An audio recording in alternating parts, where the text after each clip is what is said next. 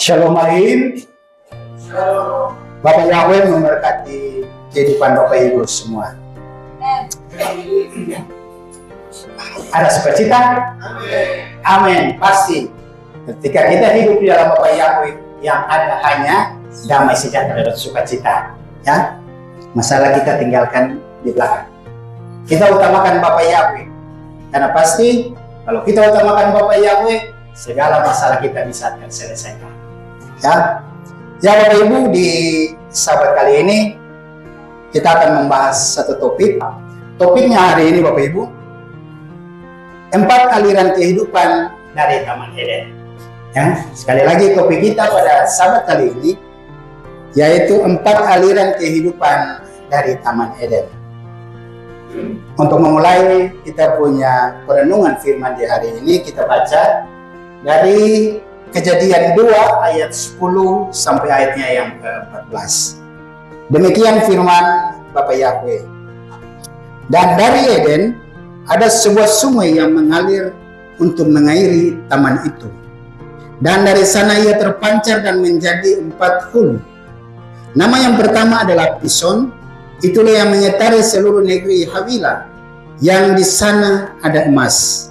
Dan emas di negeri itu baik. Di sana pun ada damar dan batu akik. Dan nama sungai yang kedua adalah Gihon. Itulah yang menyetari seluruh negeri Kus. Dan nama sungai yang ketiga adalah Hidekel. Itulah yang menyusur di sebelah timur Asyur. Dan sungai yang keempat itu adalah Efrat.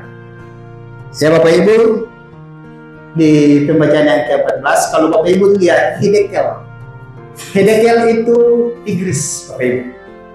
Ya, sekali lagi Hidekel itu sungai Tigris. Ya, supaya Bapak Ibu bisa paham semua. Nah, kita akan bahas satu-satu mengenai 4 aliran kehidupan yang berasal dari Taman Eden.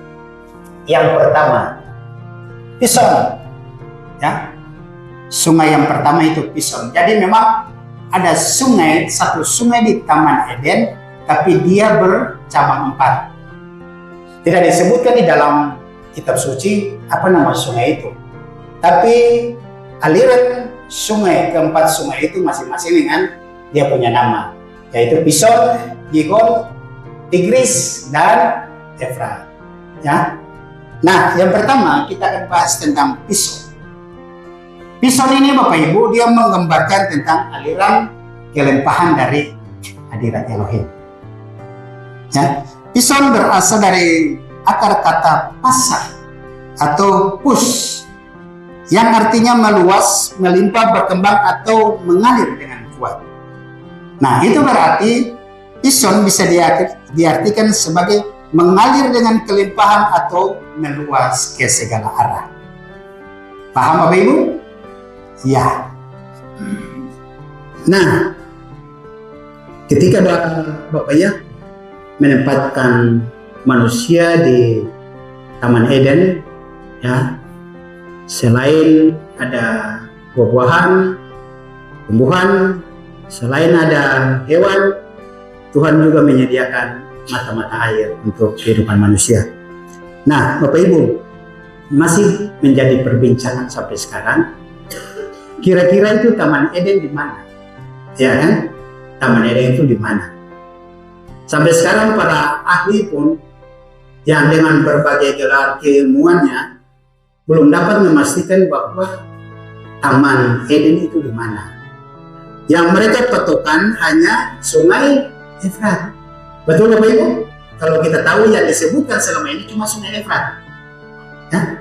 Tapi sungai Pison, Gihon, Tigris itu tidak tahu posisinya di mana. Ya. Nah Bapak Ibu, sungai-sungai itu sebenarnya karena dia ada di Taman Eden, tapi karena kejatuhan Adam dan Hawa di dalam dosa, maka kemudian Taman Eden ditutup dan dijaga oleh para malaikat. Nah, oleh karena ditutup oleh malaikat yang disebut kerubim, maka sampai sekarang orang tidak akan pernah dapat melihat dan menentukan posisi pas di mana itu Taman Eden. Nah, tapi persoalan Taman Eden itu nanti persoalan nanti, karena kita pasti hidup di Taman Eden, sama seperti Adam dan Hawa. Kapan kita hidup di Taman Eden? Ketika kita hidup bersama-sama dengan Tuhan Yesus. Ya. Nah, berbicara mengenai Pison, Bapak Ibu, ya. Pison salah satu sungai yang berada di Taman Eden.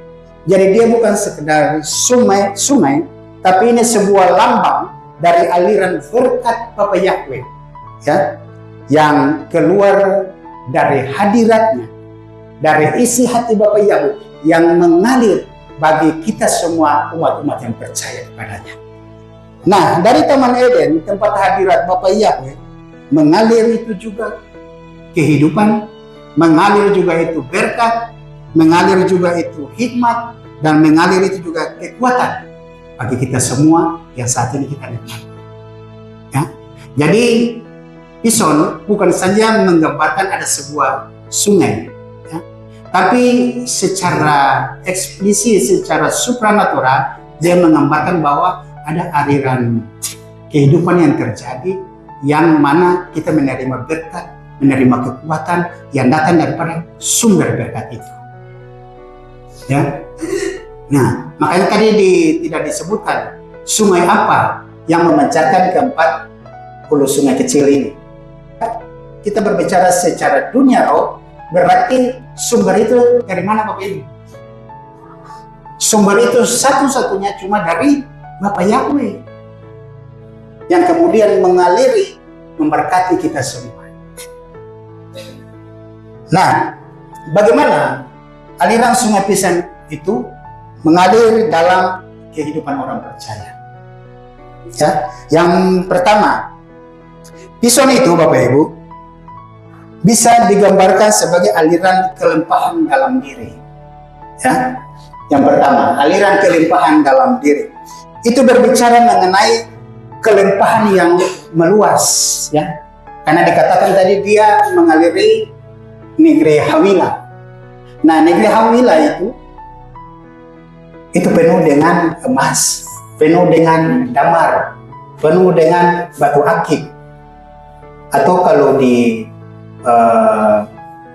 terjemahan LAI itu batu riopas kalau tidak salah, riopas atau batu akik. Nah, banyak sekali orang pakai batu akik, betul Bapak Ibu? Ya, yang di tangan saya bukan batu akik, ini batu-batuan. Ya, jadi dia mengalir sampai ke negeri Hawila. Ya, negeri yang penuh dengan emas, penuh dengan damar, penuh dengan permata, penuh dengan batu akik. Jadi di situ tempat yang sangat berkelimpahan dengan berkat-berkat. Nah, ketika kita hidup dalam hadirat Bapa Yahweh, Bapak Ibu, itu sama seperti Adam dan Hawa pertama kali ketika mereka diciptakan dan menikmati berkat di Taman Eden.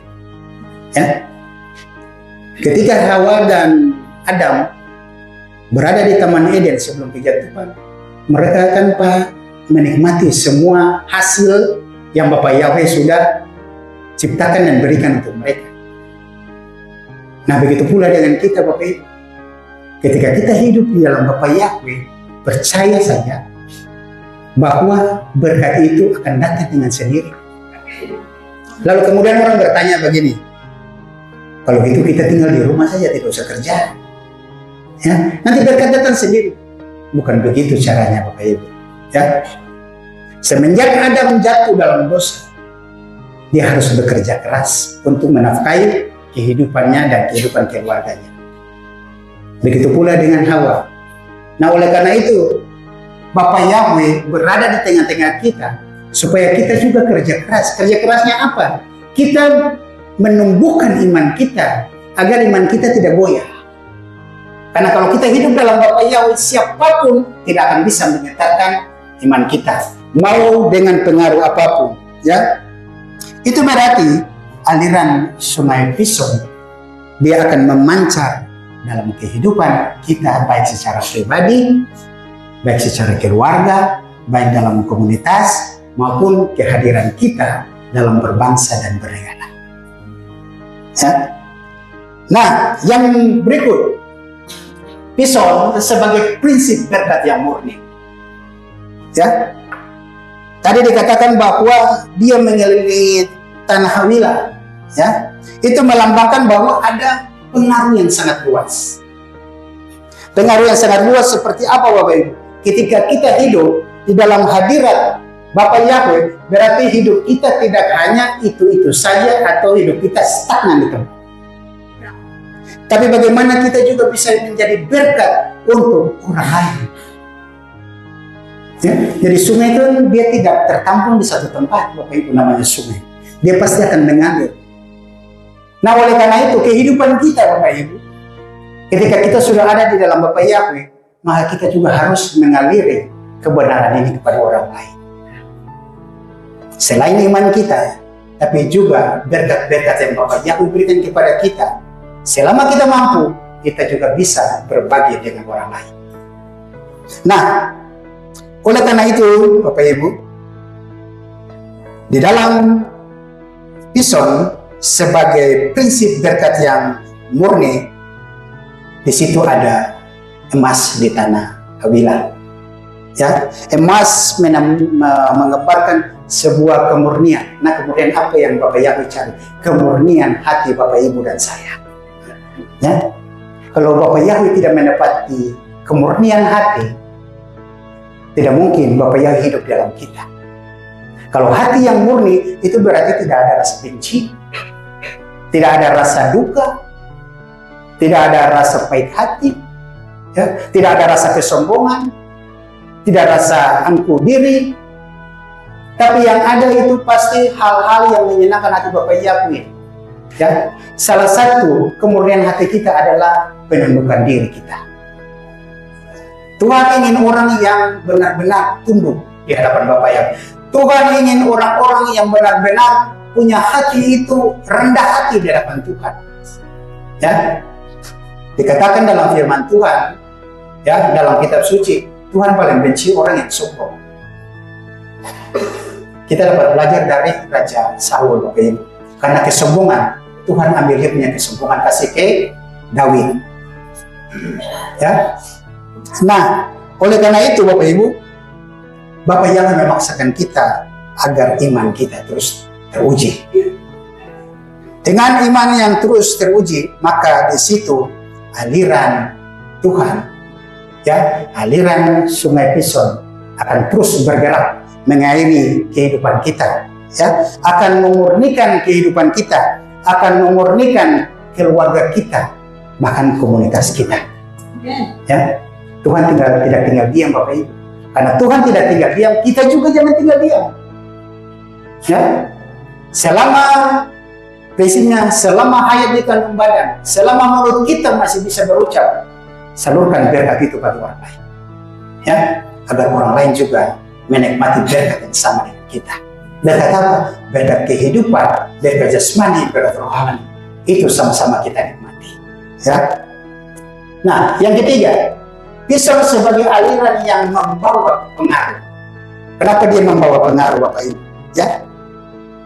Nah, karena orang yang hidup di dalam Tuhan, ya, dia akan menjadi berkat di mana-mana. Mungkin dunia melihat kita kecil, dunia melihat kita sebagai orang yang tidak dipandang, tapi di hadapan Bapa Yahweh, kita orang-orang yang berpengaruh. Pakai kuasa dan otoritas itu untuk pengaruh kita ini ada dalam kehidupan kita, di dalam kita bermasyarakat. Pengaruhnya seperti apa? Jadilah garam dan terang. Itu pengaruhnya. Ya, kita tidak mungkin jadi garam yang sudah tawar, tidak ada pengaruh. Kita tidak mungkin jadi lilin di tengah kegelapan yang redup, pasti pengaruhnya kecil. Tapi kita menjadi garam yang bisa membuat masakan itu enak. Ya, kita tidak hanya menjadi lilin, Bapak Ibu, kita bisa menjadi obor yang besar, supaya kita menerangi seluruh umat manusia. Kenapa? Karena ini aliran yang membawa pengaruh yang besar untuk dunia ini. Kita adalah orang-orang pilihan Bapak Yahweh. Ya, karena itu kita nyatakan pengaruh Bapa Yahweh juga di tengah-tengah dunia ini. Nah, bagaimana kita menerapkan dalam kehidupan kerohanian Bapak Ibu? Ya, kita biarkan sungai Pison itu mengalir dalam kehidupan kita. Jangan sampai kita menahan berkat yang Tuhan berikan bagi kita. Ya, apa yang membuat kita menahan berkat atau berkat itu tertahan Bapak Ibu? Yang membuat sampai berkat Tuhan itu tertahan adalah ketakutan kita. Yang membuat berkat itu tertahan adalah kekhawatiran kita. Yang membuat berkat itu tertahan adalah dosa-dosa masa lalu kita. Ketika kita sudah maju ke depan Bapak Ibu, kaca spion cuma lihat sekali-sekali. Ya, kalau kita lihat kaca spion terus, lama-lama kita ketabrak di depan. Jadi dia juga sebagai pengingat saja, agar kita tidak sampai terhantuk di tempat yang sama. Tuhan ingin kita untuk berkembang, Tuhan ingin kita untuk memberkati orang lain. Ya. Oleh karena itu, putuskan kekhawatiran itu, putuskan ketakutan itu. Percaya bahwa Tuhan kita yang besar, Tuhan kita mampu menyelesaikan segala persoalan kita.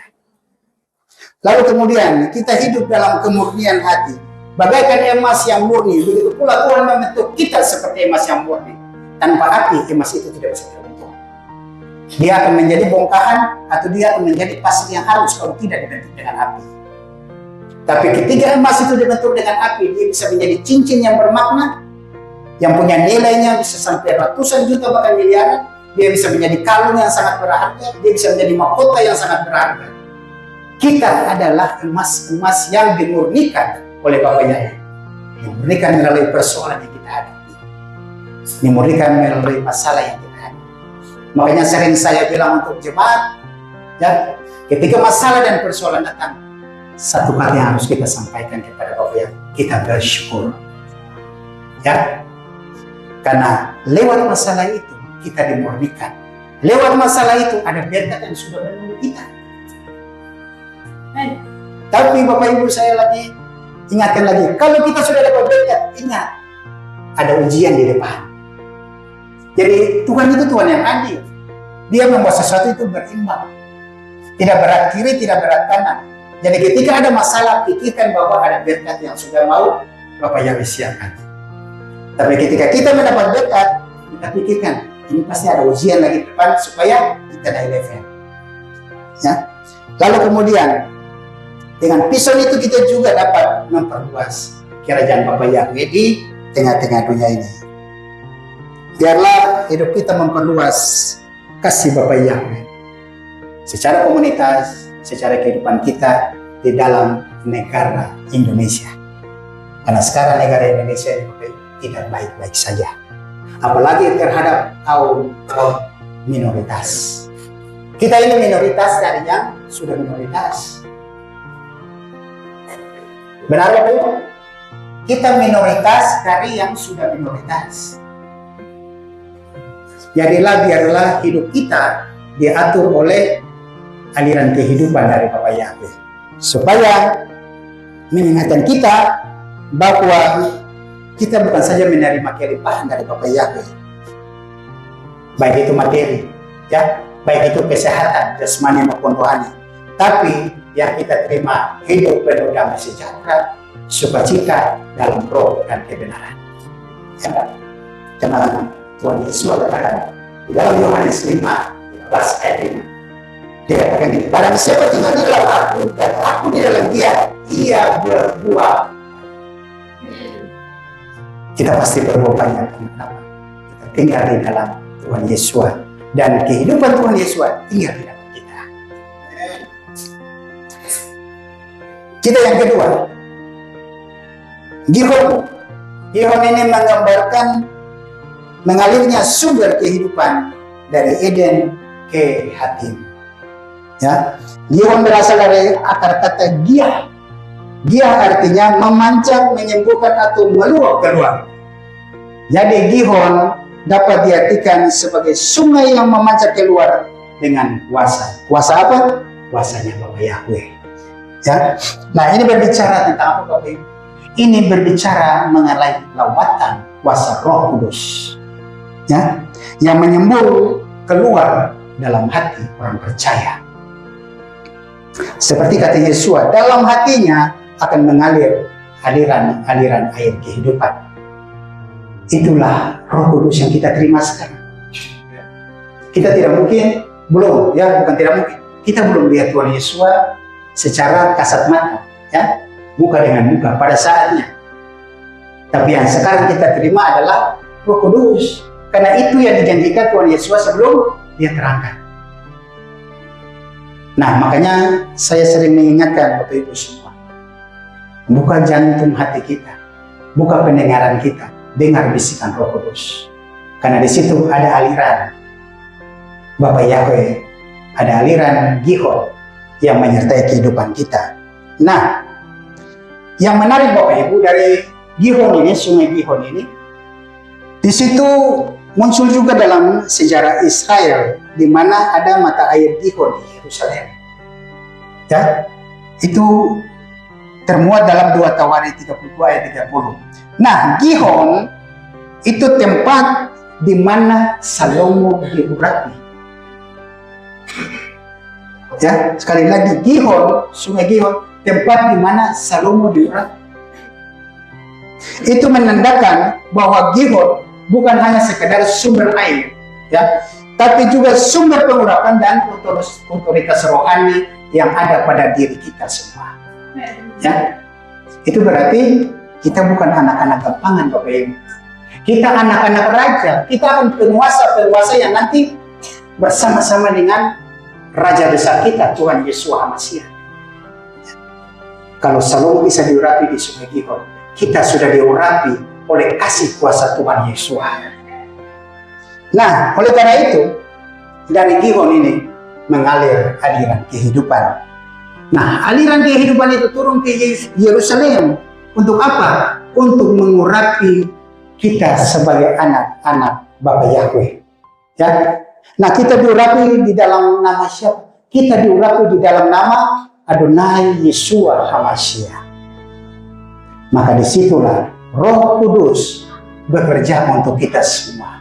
Ya, mungkin kita semua di sini belum dibaptis pembaruan, tapi ketika kita semua yang sudah dibaptis pembaruan, maka disitulah kita diberikan kuasa dan otoritas dari Bapa Yahweh. Ya, karena ketika sebelum Tuhan Yesus naik ke Samayim, dia katakan, gembalakanlah domba-dombaku. Itu berarti ada otoritas, ada kuasa dari Samayim yang Bapak Yahweh berikan untuk kita. Berguna otoritas itu Bapak Ibu. Jadi gembala bukan berarti kita yang berdiri di sini. Ya, tapi pengembalaan itu juga ada di diri Bapak Ibu semua.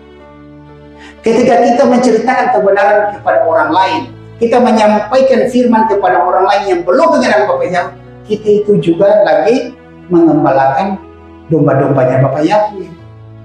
Ya, karena ketika Tuhan Yesus naik ke Samayim, dia tidak bilang, hai pendeta, ya, atau hai gembala, atau hai pastor, atau hai siapapun, gembalakanlah domba-domba. Tidak. Dia cuma bilang, gembalakanlah domba-domba. Itu berarti kita semua punya otoritas yang sama. Kalau kita berdiri di sini, itu hanya kepercayaan yang diberikan. Diberikan untuk apa? Untuk bisa mengkoordinir sebuah organisasi, untuk bisa mengarahkan kita punya saudara-saudara seiman di tempat ini. Tapi otoritas itu, pengembalaan itu sama Bapak Ibu. Ya, jadi tidak ada batasan bahwa ini gembala, ini jemaat. Di tempat ini semua adalah orang-orang yang diberikan otoritas Bapak Yahweh untuk sama-sama menyembah. Ya. Nah, bagaimana aliran Gihon itu dalam kehidupan orang percaya?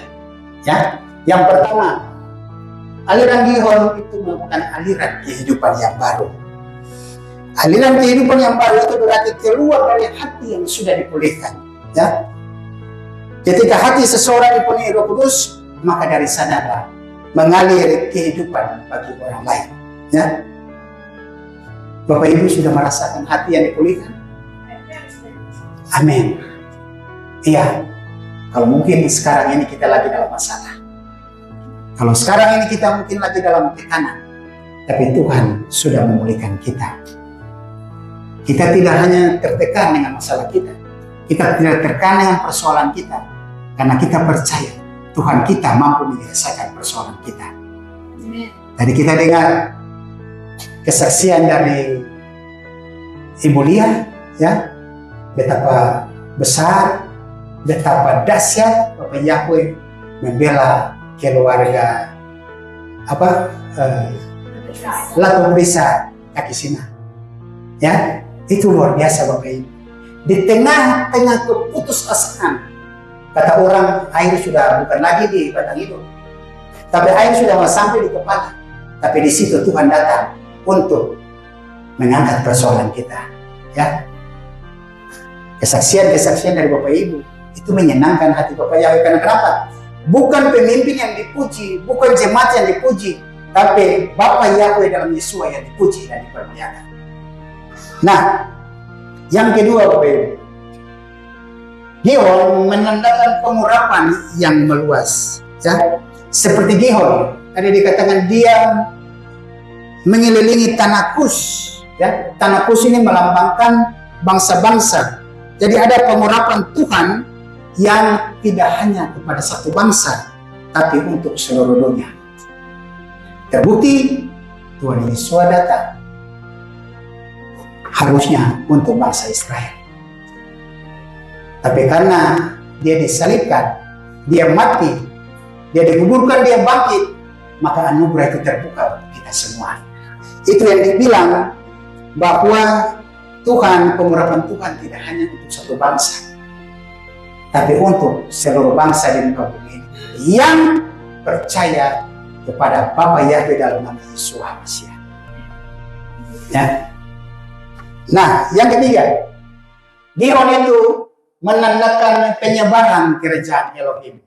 Nah, itu berarti yang tadi saya katakan, dari Eden dia keluar ke semua dan ke segala arah, dari pusat kehidupan manusia yaitu Bapa Yahweh. Ya. Nah, ini menggambarkan rencana besar Bapa Yahweh untuk umat manusia, rencana penyelamatan. Ya.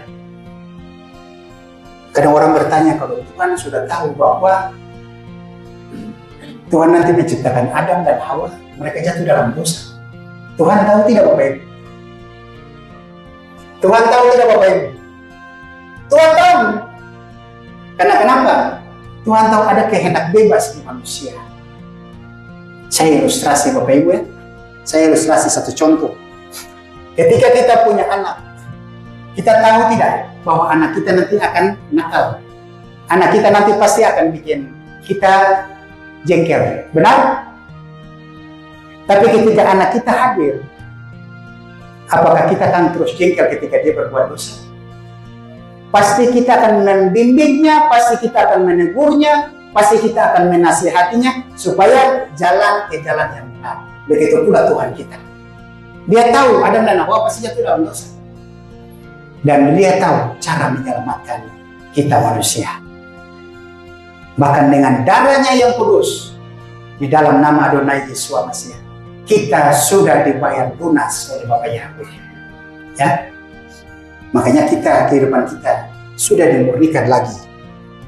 Nah, oleh karena itu Bapak Ibu, Tuhan memanggil kita tidak untuk menjadi air yang tertampung di bak atau air yang tertampung di waduk. Kalau di waduk atau di dam atau di bak, dia kan cuma tertampung satu tempat. Tapi Tuhan ingin menjadikan kita seperti sungai.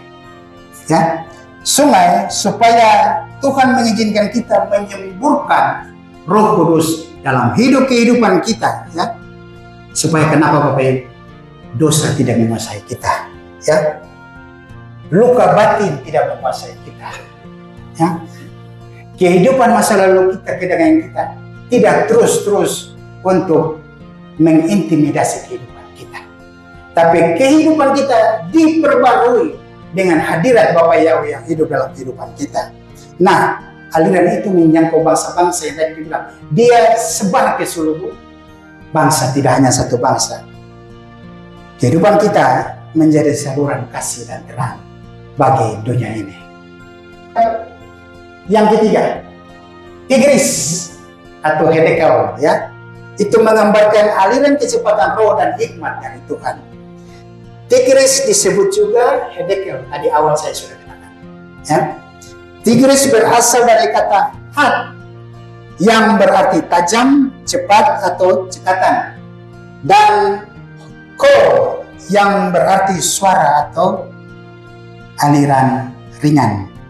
Nah, itu berarti Tigris adalah yang mengalir cepat atau aliran yang tajam dan agresif.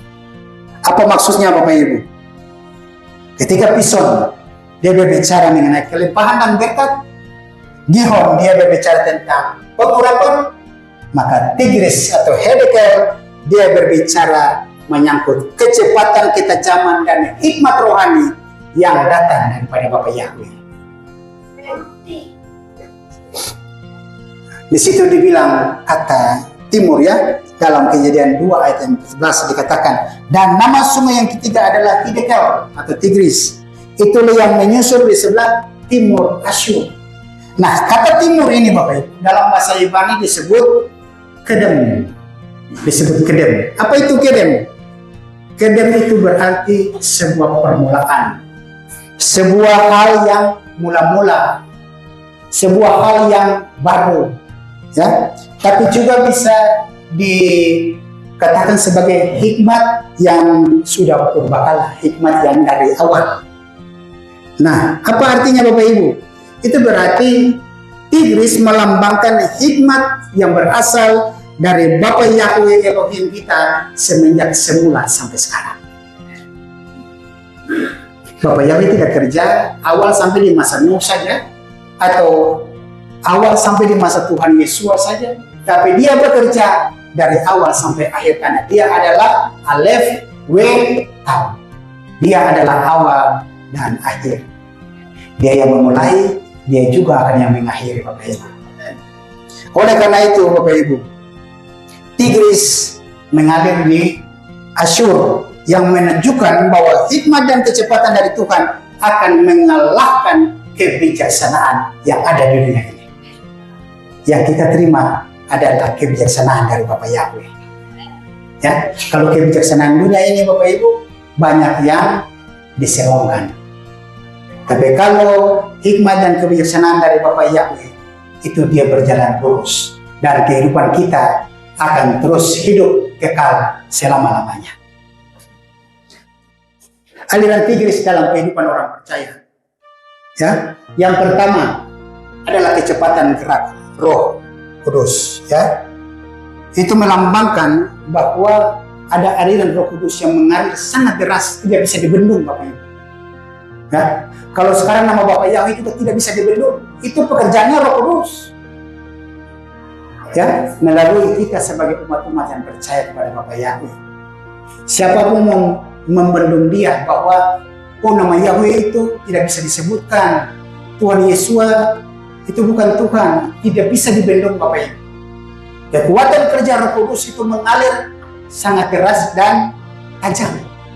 Dia gesit, dia bergeraknya tidak bisa dihalangi oleh manusia. Makanya sekarang nama Bapak Yahweh ini sudah tersebar ke seluruh muka bumi. Nama Tuhan Yesus apalagi. Umat Kristen khususnya di Maluku tidak bisa membantah itu. Karena di dalam logonya ada nama Bapak Yahweh. Ya. Cuma mereka belum saja dikasih pengertian Bapak Ibu. Ya. Tugas kita, kalau Tuhan memberikan mulut dan lidah, maka kita berkata-kata untuk menyatakan kebenaran siapa Tuhan yang harus disembah oleh umat manusia. Ya. Nah, yang berikut yaitu Tigris sebagai ketajaman hikmat dan pewahyuan. Ya. Kata Ibrani dari tajam adalah had. Ya. Ini memberi makna bahwa Tigris adalah sungai pewahyuan. Kalau pewahyuan itu berarti ada ilham, ada pesan yang Tuhan sampaikan kepada kita. Makanya sering saya bilang, buka jantung hati kita, buka pendengaran kita, buka mata hati rohani kita untuk mendengarkan suara Bapa. Kemudian yang ketiga, Tigris sebagai aliran penyingkapan dan strategi ilahi. Ya. Seperti Nabi Daniel berdiri di pinggir sungai Tigris atau Hedekel. Nah, kita juga secara pewahyuan kita mendapat ilham dari Bapa Yahweh, dan ada strategi rohani yang Bapa Yahweh berikan kepada kita, seperti Bapa Yahweh berikan kepada Daniel ketika dia berdiri di tepi sungai Tigris. Itu berarti dia punya arti bahwa kalau kita datang kepada dekat dengan Bapa Yahweh, kita pasti tahu apa rencana Tuhan kita. Kita pasti tahu apa yang nanti akan terjadi ke depan. Ya, mungkin kita tidak punya mimpi seperti Daniel. Kita belum seperti Yohanes di Pulau Patmos yang langsung melihat, oh ini akhir zamannya seperti ini. Ya. Tapi Tuhan berikan kita hikmat, semua yang ada di dalam kitab suci, karena di situ ada suara Tuhan di situ. Nah, Tigris itu melambangkan tempat di mana rahasia Bapa Yahweh disingkapkan. Ya, seperti Daniel, Tuhan menyingkapkan rahasia tentang keadaan akhir zaman sampai saat ini kepada Daniel. Nah, begitu pula Tuhan menyingkapkan rahasia akhir zaman juga kepada kita. Bukan berarti yang tadi saya bilang kita bisa melihat itu, tidak. Tapi Tuhan memberikan tanda-tanda itu kepada kita. Tuhan memberikan hikmat. Oh, ini tanda-tandanya sudah dekat dengan waktu kedatangan Tuhan Yesus. Kita harus berjaga-jaga, kita harus bersiap-siap. Jangan sampai kita seperti lima darah yang bodoh. Tapi jadilah seperti lima darah yang bijaksana. Nah, kita lanjut Bapak Ibu. Yang terakhir di Efrat. Efrat ini melambangkan aliran otoritas dan penuaian dari Tuhan. Efrat dalam bahasa Ibrani yaitu perak. Akar katanya parah. Jadi bukan parah. Kalau parah itu bahaya. Ya, tapi parah. Ya. Artinya berbuah, bertambah, berlipat ganda atau mengalir deras dengan hasil. Jadi Efrat berarti berubah, berbuah, dan berlimpah. Nah, sungai Efrat menjadi sungai keempat penutup di Taman Eden. Ini melambangkan atau mengisyaratkan kepada kita bahwa ada pengenapan dari hasil semua aliran rohani yang kita dapatkan. Ya, itu gabungan semuanya terakhir di Efrat. Jadi Bapak Ibu akan lihat saja, kita akan terus berlimpah-limpah. Karena kenapa? 4 aliran kehidupan mengalir dari Bapa Yahweh sebagai sumber sungai di Taman Eden mengalir dalam kehidupan kita. Ya. Efrat dikenal juga sebagai sungai yang sangat besar. Dia mengalir dari Mesopotamia sampai ke Tanah Perjanjian. Mesopotamia itu Bapak Ibu, itu kawasannya kalau sekarang kawasannya itu Turki, Iran, Kuwait, Suriah, kemudian sampai di Turki. Jadi kawasannya sangat besar. Sungai Efrat itu mengalir Bapak Ibu. Makanya dia salah satu sungai yang terbesar karena dia mengaliri satu kawasan yang cukup besar sampai ke Tanah Perjanjian. Tanah Perjanjian di mana? Tanah Kanaan. Nah, Tanah Kanaan yang sekarang di mana Bapak Ibu? Di Israel, ya, di Yerusalem. Bayangkan dia mengalir dari kawasan Mesopotamia sampai di Israel, itu sangat besar Bapak Ibu. Itu berarti bahwa ada simbol otoritas, ya, dan pengenapan janji dari Bapak Yahweh kepada umat-umatnya. Terima Bapak Ibu, karena pengurapan daripada Bapak Yahweh, hikmat daripada Bapak Yahweh, berkat daripada Bapak Yahweh akan terus berlimpah-limpah dalam kehidupan Bapak Ibu semua. Ya. Nah, bagaimana Efrat itu dalam kehidupan orang percaya? Ya, yang pertama ada janji dan penggenapan. Ya, jadi ketika seseorang hidup di dalam Eden, maka sungai Efrat juga akan mengalir. Janji-janji Bapa Yahweh akan digenapi dalam kehidupan kita semua. Ya, yang berikut, Efrat sebagai aliran buah dan penuaian. Ya, yang tadi dibilang katanya parah. Ya, sama seperti digunakan Tuhan kepada manusia pertama yaitu Adam. Beranak cuculah dan bertambah banyaklah, penuhi bumi. Penuhi bumi dengan kelimpahan anak cucu, beranak pinak, tapi kita menikmati berkat daripada Bapa Yahweh. Ya. Nah, Efrat di sini menggambarkan musim penggenapan yang berbuah. Jadi ada penuaian jiwa-jiwa yang terhilang. Ya, percaya Bapak Ibu, ke depan kita akan tuai banyak jiwa di tempat ini. Ya. Karena kenapa? Hidup kita sudah kita taruh ke dalam hadirat Bapa Yahweh. Nah, yang ketiga, Efrat sebagai otoritas dan pemerintahan Bapa Yahweh. Efrat menjadi sungai yang sangat besar sampai batasnya di tanah perjanjian. Ini berbicara tentang otoritas rohani yang Bapa Yahweh berikan kepada kita. Pergunakan otoritas itu sebaik-baiknya. Jangan lepas otoritas dan kuasa yang Bapa Yahweh berikan kepada kita. Banyak tawaran dunia, banyak godaan dunia yang enak-enak, tapi saya percaya di tempat ini semua punya iman sudah kuat. Amen. Kesimpulannya seperti apa, Bapak Ibu? Gambaran yang bersungai dalam kehidupan kerohanian kita.